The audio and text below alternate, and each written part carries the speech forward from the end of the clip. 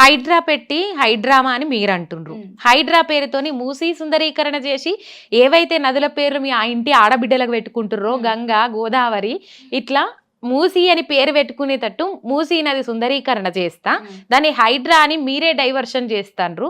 దాని హైడ్రా పేరుతోని నేను ముందడికి తీసుకెళ్తే మీరే డైవర్షన్ చేసుకుంటా తిరుగుతా ఉన్నారు అని చెప్పేసి మాట్లాడుతూ ఉన్నారు. అండ్ తిరగండి, మూసీ పరివాహక ప్రాంతంలో తిరగండి, తిరిగితే మీకు వాళ్ళ సమస్యలేంది వాళ్ళ బాధలేంది తెలుస్తాయి.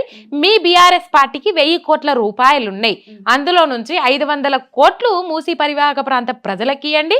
1000 ఎకరాల ఫామ్ హౌస్ లో 500 ఎకరాలు మూసీ పరివాహక ప్రాంత ప్రజలకి ఇవ్వండి అని చెప్పేసి మాట్లాడుతూ ఉన్నారు ముఖ్యమంత్రి రేవంత్ రెడ్డి గారు. ఏం చెప్తారు దానికి? ఇప్పుడు మూసీ పేరు వాళ్ళ పిల్లలకు వాళ్ళకి పెట్టుకోమంటున్నారు కదా, మూసీ సుందరీకరణ చేయబట్టి మూసీ సుందరీకరణ కాదది, రేవంత్ రెడ్డి జేబుల సుందరీకరణ, రేవంత్ రెడ్డి కాంగ్రెస్ నాయకుల జేబుల సుందరీకరణ అని పెట్టుకోమని.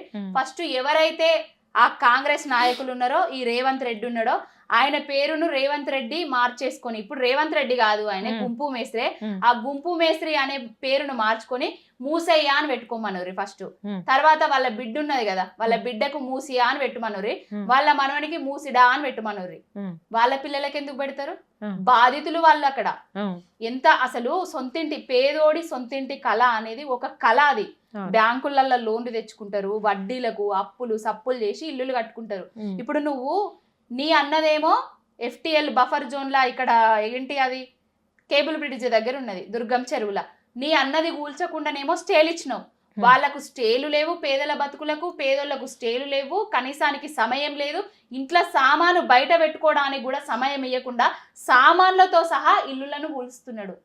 ఎవడయ్య జాగిరి ఎవడబ్బ జాగిరి? అసలు నువ్వు తెలంగాణ ఉద్యమంలో ఉన్నావా? తెలంగాణ కోసం కొట్లాడినవా? తెలంగాణలో వచ్చి ఇప్పుడు ఏదో ఓటుకు నోటు దొంగవు, ఇప్పుడు వచ్చి రాజ్యమేలుతున్నావు, రాజ్యమేలి పేదల బతుకులతోటి ఆడుకుంటున్నావు. బీఆర్ఎస్ ప్రభుత్వం ఎందుకు ఇస్తుంది రాబాయ్ 1000 కోట్లు? నువ్వు వచ్చినప్పుడు ఎన్నికలకు వచ్చినప్పుడు 2 ఎకరాలతోటి నేను హైదరాబాద్కి వచ్చినా అని చెప్పినావు. పెయింట్లు వేసేటోడి, గోడలకు సున్నాలు వేసేటోడివి. ఎన్నికల అఫిడవిట్ లో 30 కోట్లకు పైచిలుకు చూపించినావు ఆస్తులను.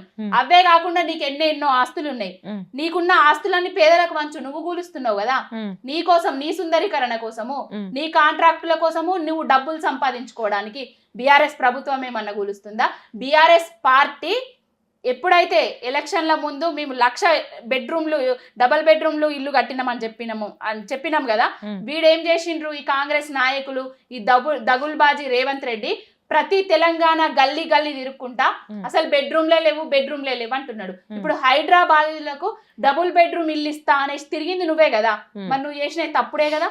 ఇప్పటికీ కూడా ఏంటంటే అటెన్షన్ డైవర్షన్ పాలిటిక్స్ లో భాగంగా కేసీఆర్ గారి పేరు తీయంది వానికి పొద్దు గడవది. కేసీఆర్ గారు దీంట్లో కూడా బదనాం చేయడానికి, కేసీఆర్ గారిని బదనాం చేయడానికే ఈ 1000 కోట్ల ముచ్చటం తీసుకొస్తున్నాడు తప్ప అదేం లేదు. నీకు దమ్ము ధైర్యం ఉంటే పాలన చేత కాదు అనేసి రాజీనామా చేయి. కేసీఆర్ ప్రజలను ఏ విధంగా చేసుకోవాలి, ఏం చేయాలనేది ఆయన చేస్తాడు, చూసుకుంటాడు. కానీ మీరు బుల్డోజర్ కడ్డం పోయేది, బుల్డోజర్ వ్యవస్థ కడ్డం పోయేది, హైడ్రా కడ్డం పోయేది మీ ఫామ్ హౌజులు కాపాడుకోవడానికి, మీ ఆస్తులు కాపాడుకోవడానికి, పేదలంటే ప్రేమ ఉండి కాదు అని ప్రధానంగా విమర్శిస్తున్నారు కాంగ్రెస్ నాయకులు. ఏం చెప్తారు? ఇప్పుడు మా రామన్న గారిది జన్వాడల ఫామ్ హౌస్ అది కాదు అయినా కూడా, ఫ్రెండ్ది అయినా కూడా కూల్చడానికి మేము రెడీగా ఉన్నాము, కూల్చుకోండి అని కూడా చెప్పినాము. ఏ కాంట్రాక్టర్ కు ఏ నాయకుడి దగ్గరికి పోయి మేము అడ్డం ఉన్నామండి? మొన్న కదా మేము పోయింది, మొన్న ఎక్కడ రాజేందర్ నగర్ కు పోయినాము, ఇంకా అత్తాపూర్ దగ్గరికి పోయినాము. వాళ్ళు బాధితులు వచ్చి మా దగ్గర అరణ్య రోదనలు పెట్టుకుంటే ఏడుస్తుంటే తెలంగాణ భవన్కి వచ్చి మమ్మల్ని కాపాడండి అని వాళ్ళు పిలిస్తే పోయినాం. మేము పిలిస్తే పోతే చూస్తే అక్కడ ఏమన్నా ఉన్నదా అండి? ఒక్కొక్కరి ఆర్తనాదాలు వింటే మాత్రం మనసు తరుక్కపోయింది. మీరందరు పోయిండ్రు కదా ఛానల్స్ వాళ్ళు కూడా, వాళ్ళ బాధల మీద వాళ్ళ కన్నీటి మీద నీ సుందరీకరణ ఎందుకు రాబాయ్? అసలు సుందరీకరణ ఎవరి కోసం? వాళ్ళని ఒప్పించి మెప్పించి వాళ్ళకి ఏదన్నా ప్రత్యామ్నాయం చూపెట్టు. బ్యాంకులలో లోన్లు తీసుకొచ్చినాయి, ఆ లోన్లు మాఫీ చెయ్యి. వాళ్ళు ఎక్కడైతే అప్పులు చేసుకున్నారో ఆ అప్పులన్నీ మాఫీ చేయించి నువ్వు సుందరీకరణ చేయి, స్థల సేకరించు. ఫస్ట్ స్థల సేకరణ లేదు, ఏం లేదు. ఫస్ట్ ఏమో 16,000 కోట్లతోటి నాగోల్ నుంచి స్టార్ట్ చేసిండ్రు బీఆర్ఎస్ ప్రభుత్వం ఆ మూసీ సుందరీకరణతోటి. తర్వాత ఏమైంది, దాన్ని ఏం చేసిండ్రు, 50,000 కోట్లు చేసిండ్రు రేవంత్ రెడ్డి వచ్చిన తర్వాత. దాన్ని 75,000 కోట్లు అన్నాడు, 1,00,000 కోట్లు అన్నాడు, ఇప్పుడు 1,50,000 కోట్లు అంటున్నాడు. ఎవరి కోసం? కాళేశ్వరం ప్రాజెక్టు కట్టింది 80,000 కోట్ల వ్యయంతో. అయితే ఈ దగుల్బాజీ 2 జాతీయ పార్టీలు కలిసి 1,00,000 కోట్ల అవినీతి జరిగిందనేసి ప్రజలను ఏమార్చిండ్రు. ప్రజలకు లేనిపోని కళ్ళబొల్లి కబుర్లు చెప్పిండ్రు. ఇప్పుడు కాళేశ్వరం కట్టడం వల్ల ప్రతి ఎకరాకు ప్రతి చుక్క నీరు అందుతుంది తెలంగాణకు. మరి మూసి కట్టడం వల్ల ఎవరికి అందుతుంది? మూసికి రావాల్సిన నీళ్లను అవి నావికి ఇచ్చేసిండ్రు కదా అక్కడ కొండలను. మరి ఎక్కడి నుంచి వెళ్ళి వస్తాయి? కాళేశ్వరం నీళ్లు తెచ్చే మూసిలో పోస్తాడు కదా. అన్ని డైవర్షన్ పాలిటిక్స్ తప్ప ఏం లేదు. రేవంత్ రెడ్డి అనేటోడు 5 ఏళ్ళు ముఖ్యమంత్రిగా ఉండాలనే కోరుకుంటున్నాం బీఆర్ఎస్ పార్టీలము.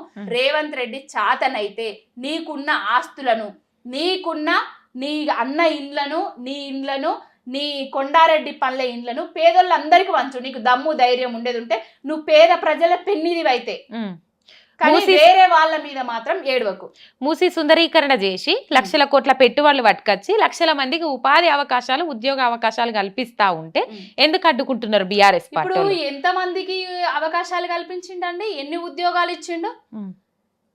2 లక్షల ఉద్యోగాలు సంవత్సరానికి ఇస్తామనేసి చెప్పారు.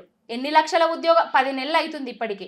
మేమిచ్చిన ఉద్యోగాలనే మందికి పుట్టిన బిడ్డలు మా బిడ్డలు అని చెప్పుకునే ఈ కాంగ్రెస్ వాళ్ళు మేమిచ్చిన ఉద్యోగాలనే, మేమిచ్చిన వాటినే ఇప్పటికీ కూడా వేసుకుంటూ మేమిచ్చినాం అని చెప్పుకుంటున్నారు. ఏ ఒక్కరికన్నా ఉద్యోగం ఇచ్చింది ఉన్నదా? నోటిఫికేషన్ లేచింది ఉన్నదా? ఎగ్జామ్ పెట్టింది ఉన్నదా? అన్ని లంగ ముచ్చట్లు, లఫంగ ముచ్చట్లు తప్ప వేరే ముచ్చట్లే లేవు.